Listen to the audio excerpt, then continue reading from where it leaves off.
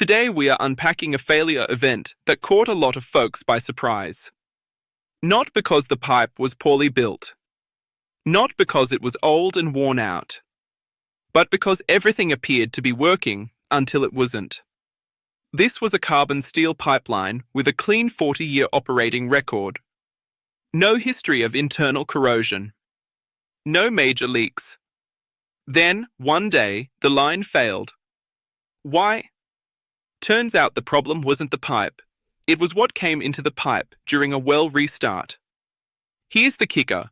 The failure happened because of biomass, sludge, and debris that got pushed downstream during startup of an upstream well. Not during normal production, but right at the moment when everything was supposed to be back online.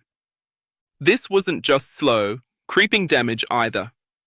We are talking about accelerated corrosion, 10 times faster than what you'd see with normal flow. And the scary part? Field ops had no reason to expect it. The well looked routine. The pipeline had no internal damage. But buried inside that flow was the real enemy, mobilized biomass.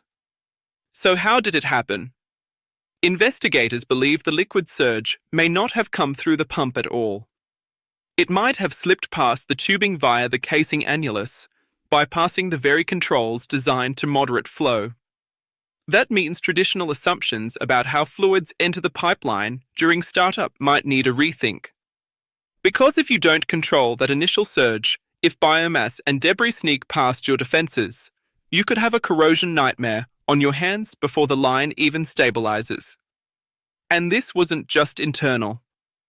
Once that pinhole leak formed, corrosive fluids escaped and started eating away at the outside of the pipe. The result? A breach from both sides. Internal pitting. External etching. And a section of pipe that failed despite decades of pristine service. Now let's talk about what happens next. First, clean the line. Brush pigs, scraper pigs, full mechanical sweep. Then, batch inhibition to coat and protect any pre-existing corrosion sites that might have been activated. Second, pressure test the cleaned line. Not just to meet the code, but to confirm that nothing else is waiting to fail under load. Third, and this is the big one, fix the root cause.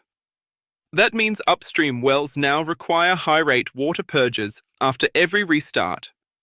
It means tracking how fluids migrate, especially in older pump jack wells where tubing casing flow is possible. And most importantly, it means shifting our mindset. Because this failure didn't come from neglect. It came from a blind spot, a startup behavior no one expected to be hazardous. But in retrospect, it was the perfect storm. A moment of unmonitored high-rate surge. A hidden load of sludge.